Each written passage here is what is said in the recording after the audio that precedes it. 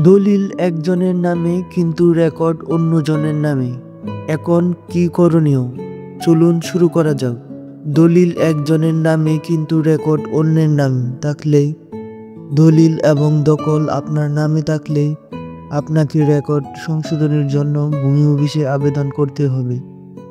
যদি রেকর্ড চূড়ান্ত হয়ে থাকে তাহলে যার নামে রেকর্ড হয়েছে তার কাছ থেকে একটি না দাবি দলিল বা হস্তান্তর দলিল করে নিতে হবে। কি করণীয়? ১. ভূমি অফিসে আবেদন করুন। আপনার দলিল এবং অন্যান্য প্রাসঙ্গিক কাগজপত্র সহ ভূমি অফিসে আবেদন করতে পারেন। ২.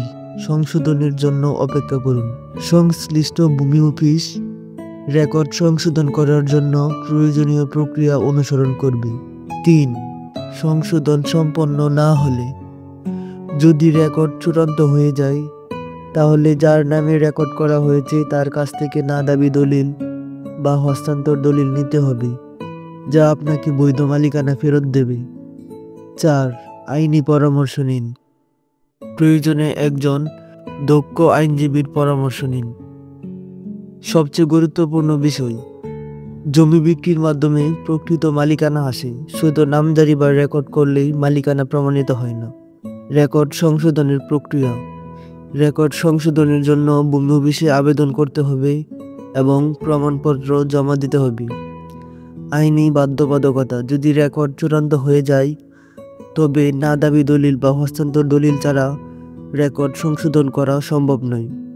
এভাবেই আপনি আপনার সমস্যাটি একটি সংশোধন প্রক্রিয়ার মাধ্যমে আপনি আবেদন করে প্রমাণপত্র জমা দিতে হবে এবং যদি রেকর্ড চূড়ান্ত হয়ে যায় তাহলে তার কাছ থেকে না দাবি দলিল বা হস্তান্তর দলিল ছাড়া রেকর্ড সংশোধন করা সম্ভব নয়। এবং আরও অধিকতর বিস্তারিত জানতে আপনি একজন দক্ষ আইনজীবীর সঙ্গে কথা বলুন এবং আপনার কাগজাদি প্রমাণ সহ বিস্তারিত জেনে নিন। এভাবেই আপনি আপনার সমস্যা থেকে পরিত্রাণ পেতে পারেন। আল্লাহ হাফেজ। আমাদের চ্যানেলে নতুন হয়ে থাকলে চ্যানেলটি সাবস্ক্রাইব করে পাশে থাকবেন।